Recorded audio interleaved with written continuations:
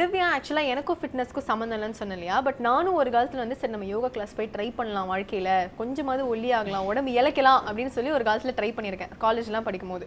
சரியா? ஸோ போனோடனே இவங்க என்ன பண்ணுறாங்க அப்படின்னா பேசிக்லி வந்து நம்ம மைண்ட் ரிலாக்ஸ் பண்ணுறதுக்கு ஒரு யோகா சொல்லித்தராங்க. ஓகேயா? ஸோ அது வந்து என்ன அப்படின்னு எக்ஸாக்டாக சொல்லணும் அப்படின்னா நம்ம நாலேஜ் வந்து இம்ப்ரூவ் பண்ணுறதுக்காக, நம்ம மெமரி பவர் வந்து இம்ப்ரூவ் பண்ணுறதுக்காக அப்படின்ற மாதிரி சொல்லி ஃபர்ஸ்ட் ஒரு யோகாசனம் சொல்லி கொடுத்தாங்க.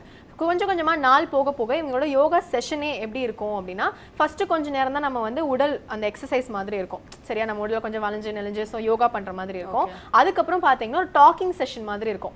ஸோ அந்த டாக்கிங் செஷன்ல பார்த்தீங்கன்னா வாழ்க்கையோட நல்லது கெட்டது, ஸோ அந்த உலகத்துல இந்த மாதிரி கெட்ட விஷயங்கள்லாம் இருக்கு, இந்த மாதிரி நல்ல விஷயங்கள்லாம் இருக்கு, ஸோ நம்ம நல்ல விஷயங்கள் மட்டும் தான் எடுத்துக்கணும் அப்படின்ற அந்த உபதேசங்கள்லாம் சொல்ல ஆரம்பிச்சாங்க. ஸோ போக நாளடைவில் பார்த்தீங்கன்னா கிளாஸ் கொஞ்சம் இன்ட்ரெஸ்டிங்காக இருந்தது. பட் நான் கொஞ்சம் இப்போ சின்ன பொண்ணு அப்படின்றதுனால என்னப்பா பேசிக்கிட்டே இருக்காங்க அப்படின்ற மாதிரி இருந்தது. பட் ஸ்டில் இப்போ அதை நினைச்சு பார்க்கும்போது ஓ மை காட் அவ்வளோ நல்ல கிளாஸ் வந்து மிஸ் பண்ணியிருக்கோம், எவ்வளோ நல்ல விஷயங்கள் நமக்கு சொல்லி கொடுத்துருக்காங்க, மேபி நம்ம கண்டினியூ பண்ணியிருந்தோம்னா நம்ம திவ்யா மாதிரி ஆயிருக்கலாம் அப்படின்னு சொல்லி ஃபீல் பண்றேன். கண்டினியூ பண்ற ஐடியா இருக்கா உங்களுக்கு? கண்டினியூ பண்ண ஐடியா தான் இருக்கு, பார்ப்போம்.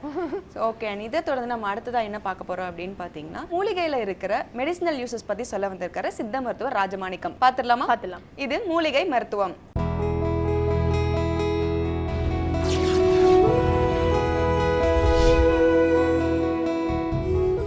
உலகெங்கும் உள்ள வேந்தர் டிவி நேயர்களுக்கு காலை வணக்கம். நம்ம இன்றைக்கி பார்க்க போகிற மூலிகை மருத்துவம் வந்து பெண்களுக்கான மருத்துவம். பெண்களுக்கு வந்து இன்றைக்கி மார்பக புற்றுநோய் வந்து 35 வயசுலேயே வந்துடுதுன்றாங்க. இதெல்லாம் வந்து முந்தி பார்த்திங்கன்னா யாருக்குமே வராது. எங்கேயோ ஒருத்தருக்கு வந்திருக்கு, லட்சத்தில் ஒருத்தருக்கு, கோடியில் ஒருத்தருக்கு வந்திருக்குன்னு நம்ம இப்போ கேள்விப்படுவோம். இன்றைக்கி பார்த்திங்கன்னா குறைஞ்சது 100 பேரில் ஒரு ஆளுக்காவது இருக்குது. நம்ம பார்த்திங்கன்னா அதிகரிச்சுட்டே போகுதுன்றாங்க. ஏன்னா இன்றைக்கி சாப்பிட்ற உணவுகளில் தான் அந்த புற்றுநோய் வருது. ஏன்னா அதிக அளவு வந்து உரம் சேர்க்குறாங்க, அதிக அளவு மருந்தடிக்கிறாங்க. இதெல்லாம் வந்து நம்ம தடுக்க முடியாது. அது இல்லாமல் நம்ம சாப்பிட்ற உணவுகள் வந்து இயற்கையாக வந்து சாப்பிட்டோம்னா இந்த மார்பக புற்றுநோய் வராது. அது மட்டும் இல்லாமல் குழந்தைகளுக்கு வந்து பால் கொடுக்கறத வந்து கண்டிப்பாக நிறுத்தக்கூடாது. கண்டிப்பாக அவங்களுக்கு வந்து 1.5 வருஷம் 2 வருஷம் வரைக்கும் பால் கொடுத்தாங்கன்னா இந்த மார்பக புற்றுநோயே வராது. இதெல்லாம் இன்றைக்கி யாரும் செய்கிறது கிடையாது. 1 நாள் 2 நாள் கூட கொடுக்காம அந்த குழந்தைக்கு புட்டிப்பால் போட்டுடுறாங்க. அப்போ வந்து மார்பு கட்டிட்டு அந்த பால் உள்ளே கெட்டு போய் அது வந்து புற்றுநோயாக மாறுது. இன்றைக்கி இப்போ கல்யாணமாகாத பெண்களுக்கு இந்த மாதிரி வருதுன்னா அப்போ அவங்க சாப்பிட்ற உணவுகளில் இருந்து அந்த மாதிரி வருது. அந்த உணவுகளை கொஞ்சம் கொஞ்சமாக மாற்றணும், இயற்கை உணவுக்கு வரணும். முந்தி சாப்பிட்டா மாதிரி இன்றைக்கி ஆடி மாதம்தான் கூழ் ஊற்றுறாங்க. ஏன் ஊற்றுறாங்க? அந்த கூழ் குடித்தா உடலுக்கு நல்லது, உடலில் உள்ள சூட்டை குறைக்கும், அதனால தான் கூழ் ஊற்றுறாங்க. இந்த கிராமப்புறங்களில் மத்தியானம் எல்லாருமே வந்து கூழ் தான் குடிப்பாங்க. மத்தியான வேலையில் பகல் வேலையில் அந்த கூழ் குடித்தா உடல் சூட்டை தணிக்கும். அந்த சூடு இல்லாமல் நல்ல குளிர்ச்சியாக இருக்கும், அதிக அளவு சூடை வந்து கட்டுப்படுத்தும். மலச்சிக்கலே இருக்க விடாது. மலச்சிக்கல் இருந்தாலே எல்லா நோய்க்கும் வந்து அடி போட்டுக்கிட்டே வரும். மலச்சிக்கல் இருக்கக்கூடாது. அதே மாதிரி பெண்களுக்கு மாதவிடாய் தடை இருக்கக்கூடாது. மாதவிடாய் வந்து 2 மாதத்துக்கு ஒரு முறை 3 மாதத்துக்கு ஒரு முறை இருந்துச்சுன்னா அவங்களுக்கு வந்து நீர்க்கட்டி வந்துடும். நீர்க்கட்டி வந்தால் அப்படியே மார்பகத்தில் வலி வரும். அந்த மாதவிடாய் நேரத்தில் மார்பகத்தில் வலி வரும். வலி வந்துச்சுன்னா அதை கண்டிப்பாக கவனிக்கணும். இன்றைக்கி பார்த்தீங்கன்னா எல்லா மருத்துவமனையிலையும் வந்து 35 வயசில் இருக்கிற பெண்கள் எல்லாருக்குமே வந்து இன்றைக்கி மார்பக புற்றுநோய் இருக்கான்னு சொல்லி பரிசோதிக்கிறாங்க. ஏன்னா அது வந்துடும். ஏன்னா இன்றைக்கி இருக்கிற உணவில் அந்த மாதிரி ஆயிடுச்சு. அதனால் அவங்களால யாருமே கட்டுப்படுத்த முடியாது. அப்போ வர்றதை தடுக்கணும், வந்ததை கொஞ்சம் கொஞ்சமாக குறைக்கணும். இதை குறைக்கிறதுக்கு முக்கியமாக அந்த வீக்கங்கள் வந்து அப்படியே கல் மாதிரி இருக்கும். அந்த கல் மாதிரி இருக்கிறத கரைக்கிறதுக்கு விராலி இலை, இது வந்து விராலி இலைன்னு சொல்லுவோம். இது வந்து சாதாரணமாக மலைப்பகுதியில் கிடைக்கும், நல்லா வந்து வறட்சியான பகுதிகளில் முளைக்கக்கூடியது. இது வந்து 15 வருஷம் ஆனாலும் இந்த இலை வந்து அப்படியே இருக்கும். இந்த இதை விட்டு உதிரவே உதிராது. இது வந்து அப்படியே வீட்டில் வந்து அந்த நாளில் வந்து வீட்டுக்கு மேலே அந்த மண்ணில் வந்து வீட்டை கட்டுவாங்க. அப்போ இதை போட்டு இதுக்கு மேலே மண்ணை போட்டு வச்சுருவாங்க. அப்போ பார்த்தீங்கன்னா கிராமப்புறங்களில் இருக்கிற அந்த மொட்டை மச்சின்னு சொல்லுவோம். அந்த மொட்டை மச்சிக்குள்ளே போய் பார்த்தீங்கன்னா இந்த விராலி இலை 25 வருஷத்துக்கு முன்னாடி கட்டினது இருக்கும், அப்படியே தான் இருக்கும் அந்த இலை. ஆனால் இலை வந்து லேசாக காஞ்சாமானி இருக்குமே தவிர அது வந்து இலையோ அதனுடைய மருத்துவ குணமோ கெட்டே போகாது. அப்போது அந்த விராலி இலை வந்து அவ்வளோ நன்மை செய்யக்கூடியது. விராலி இலை எவ்வளோ கட்டி மாதிரி இருந்தாலும் எவ்வளோ கல்லாக இருந்தாலும் அதை கரைக்கக்கூடியது. மோது கட்டின்னு சொல்லுவோம். உள்ளே அடிபட்டு வீங்கி இருந்தாலும் அந்த கட்டியை கரைக்கக்கூடியது. சாதாரண மார்பக புற்றுநோய் வந்தால் அந்த பக்கம் வீங்கிரும், வலி அதிகமாக இருக்கும். அந்த வலியை வந்து கரைக்கிறதுக்கும் அதை வந்து அந்த கட்டியை கரைக்கிறதுக்கும் இந்த விராலி இலை பயன்படும். இதோடு சேர்த்து நம்ம வந்து கார்மனேசன்ற பூ, இது வந்து ஊட்டியில் தான் அதிகமாக விளையும், வேறு பகுதியில் கிடைக்காது, கொடைக்கானலில் கிடைக்கும். இது அங்கேருந்து தான் கொண்டு வரணும். இப்போ இந்த பூவை வச்சு பயன்படுத்தும் பொழுது அந்த புத்து உண்டாகிறதுக்கான அந்த உருவாகிறத வந்து கொஞ்சம் கொஞ்சமாக தடுக்கும். இது தடுக்கும்போது அந்த வீக்கங்கள் அதிகமாக இருக்கிற மார்பகங்கள் வீக்கம் குறைய ஆரம்பிக்கும். வீக்கம் வத்த வத்த அந்த புற்றுநோயினானது கொஞ்சம் கொஞ்சமாக கட்டுப்படும். ஒரே சீராக வந்து நம்ம இது பயன்படுத்த முடியாது. இதோடு சேர்த்து நம்ம மஞ்சளை பயன்படுத்துகிறோம். மஞ்சள் வந்து கிருமி நாசினி, அங்கே இருக்கிற கிருமிகளை கொல்லக்கூடியது, நல்ல நிலையில் இருக்கும், நமக்கு வேதனையை குறைக்கக்கூடியது. அது மட்டும் இல்லாமல் மஞ்சள் சேர்க்க சேர்க்க உடல் தங்கத்துக்கு சமம். தங்கம் ஏன்னா உடலில் உள்ள நோய்கள் வெளியாகும்னு சொல்லுவாங்க. இந்த நோய்கள் வெளியாகிறதுக்கு இதை பயன்படுத்துகிறோம். இதோடு சேர்த்து நல்லெண்ணெயை பயன்படுத்துகிறோம். நல்லெண்ணெயை ஏன் பயன்படுத்துகிறோம்? நல்லெண்ணெய் வந்து தோல் துவாரங்கள் வழியாக உள்ளே போய் செயல்படக்கூடியது. தேங்காய் எண்ணெயை வந்து கண்டிப்பாக சேர்க்கக்கூடாது. தேங்காய் எண்ணெயை சேர்த்தோம்னா தோல் துவாரங்களை மூடிடும். அப்போ உள்ளே இருக்கிற அந்த புற்றுநோயை போய் இது அந்த மருந்து வந்து போய் சேரவே சேராது. அப்போ நல்லெண்ணெயை மட்டும் பயன்படுத்தும் போது தோல் துவாரங்களை திறந்து நம்ம தயாரிக்கிற மருந்தை வந்து உள்ளே போய் செலுத்தி அந்த புற்றுநோயானதை கொஞ்சம் கொஞ்சமாக கட்டுப்படுத்தும். அதை வந்து வெளியாக்கும், இல்லைன்னா வெளியே தள்ளிடும், கொஞ்சம் கொஞ்சமாக தள்ளிடும். அப்போ வந்து மார்பக புற்று வந்து கரைய ஆரம்பிக்கும், அந்த வீக்கங்கள் கரைய ஆரம்பிக்கும். அந்த மார்பக புற்றுக்கு இதை வந்து பயன்படுத்துகிறோம். இது ஏன் சாதாரணமாக பயன்படுத்துகிறோம்? நம்ம முன்னோர்கள்லாம் சொன்னாங்க, நல்ல உணவுகள் எடுத்துட்டால் எந்த ஒரு நோயும் வராது. இன்றைக்கி நீங்கள் எவ்வளவு தான் நீங்கள் பணம் வச்சுருந்தாலும் ஒரே ஒரு நோய் வந்து எல்லா பணத்தையும் கொண்டு போயிடும். உங்களுடைய பணங்கள் வந்து காணாமல் போயிடும். அந்த நல்ல உடல் இருந்தாலே அது அதிக செல்வத்துக்கு சமம். அந்த செல்வம் வேணும்னா உடலை பாதுகாக்கணும். கண்டிப்பாக வந்து இயற்கை முறையில் விளைஞ்ச அரிசிங்களை சாப்பிட்டிங்கன்னா இந்த புற்றுநோய் வராது. அந்த பால் வந்து நாட்டு மாட்டு பால் சாப்பிடணும். நாட்டு மாட்டு பால் சாப்பிட்டா கண்டிப்பாக புற்றுநோய் வராது. ஏன்னு கேட்டிங்கன்னா இன்றைக்கி இருக்கிற பசுவில் எந்த பசுவுக்கும் மடிநோய் வராத பசுவே கிடையாது. மடிநோய்னா மார்பகத்தில் புற்றுநோய். அந்த மாட்டுக்கு வந்து புற்றுநோய் ஆரம்பம். அந்த புற்றுநோயிலிருந்து வர பால் வந்து கண்டிப்பாக கொஞ்சோண்டு நமக்கு போய் சேரும். அது வந்து நமக்கு புற்றுநோயாக மாறுறதுக்கு நிறைய வாய்ப்புகள் இருக்குது. ஏன்னா எந்த ஒரு மிருகத்தினுடைய இதை எடுக்கிறோமோ, கறியவோ பாலையோ எதை எடுத்தாலும் அதனுடைய எண்ணெய் அலைகள் நமக்கு வரும். அதே மாதிரி அதுக்குள்ள நோய்கள் நமக்கு வரும். அதுக்கு செலுத்துகிற மருந்துகள் வந்து நமக்கு வந்து சேரும். அதுக்கு இன்றைக்கி பார்த்தீங்கன்னா ஊசி போடாமல் எந்த மாட்டையும் பால் கறக்கிறது கிடையாது. ஊசி போட்டால் 40 நாளைக்கு பாலே குடிக்கக்கூடாது. ஆனால் இவங்க ஊசி போட்டு தான் பாலே எடுக்கிறாங்க. அந்த ஊசியினுடைய தன்மையும் பாலினுடைய தன்மையும் சேர்த்து இவங்க தினந்தோறும் இன்றைக்கி டீ குடிக்காமல் யாருமே இருக்க முடியாது.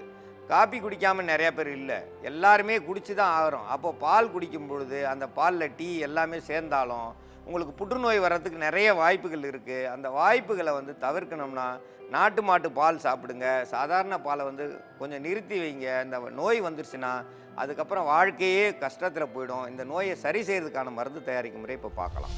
மார்பக புற்றுநோயை சரி செய்கிறதுக்கு முதல்ல வந்து ஒரு 100 கிராம் நல்லெண்ணெயை பயன்படுத்துகிறோம்.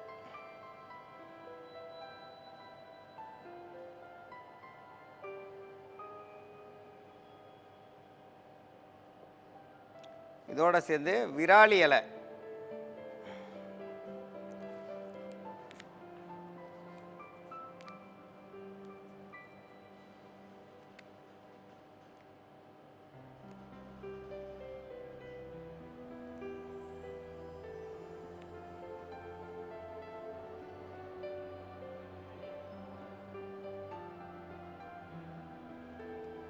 இந்த குச்சி முதல் கொண்டு பயன்படுத்திக்கலாம். விராலியில்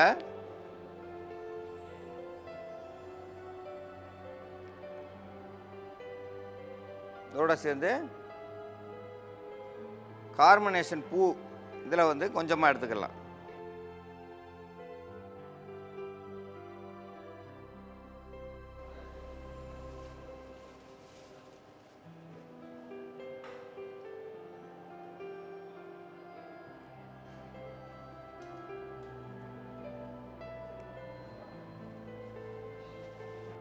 மஞ்சள் தூள் வந்து ஒரு 1/2 கிராம் அளவுக்கு இருந்தால் போதுமானது.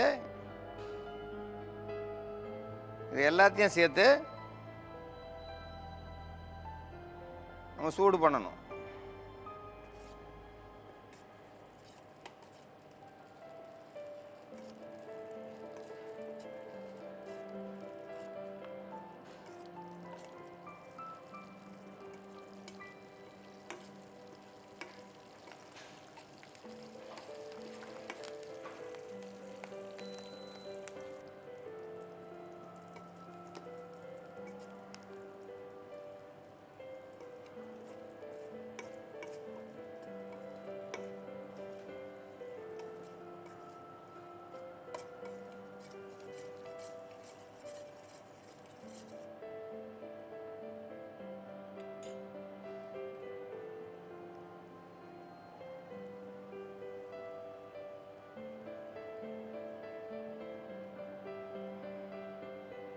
கொஞ்சம் லேசாக ஆற வச்சிடணும். இந்த மாதிரி லேசாக சுற்றி ஆற வச்சோம்னா ஆறிடும். ஏன்னா கண்ணாடி இதில் வந்து பாத்திரத்தில் ஊற்றும்போது கண்ணாடி பாத்திரம் வெடிச்சிரும். அப்போ வந்து கொஞ்சம் ஆறிச்சுன்னா கண்ணாடி பாத்திரம் ஒன்றும் ஆகாமல் இருக்கும். இல்லைன்னா நேராக சூடு பண்ணதை நீங்கள் ஊற்றிட்டிங்கன்னா கண்ணாடி பாத்திரம் கண்டிப்பாக உடஞ்சிரும். உடஞ்சின்னா மருந்து முழுவதும் வீணாக போயிடும். இன்றைக்கி வந்து சாதாரணமாக இந்த பூ வந்து இங்கே கிடைக்காது.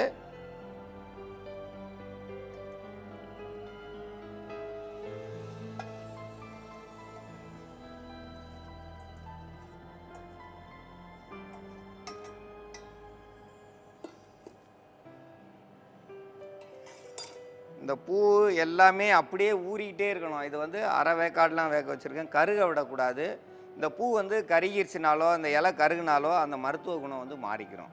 இதை வந்து அப்படியே இளம் சூட்டில் தான் நம்ம இது பண்ணோம். லேசாக ஒரு கொதி வந்ததும் இந்த சூட்லேயே அப்படியே விட்டோம்னா அது அப்படியே இதாயிரும். இதை வந்து வெயிலில் வைக்கணும். இது போக இது வச்சுட்டு வந்தோம்னா இந்த மருந்து வந்து கெடவே கெடாது. உங்களுக்கு எவ்வளோ தேவையோ தேவைக்கேற்ப நம்ம எண்ணெயை காய்ச்சிக்கிடலாம்.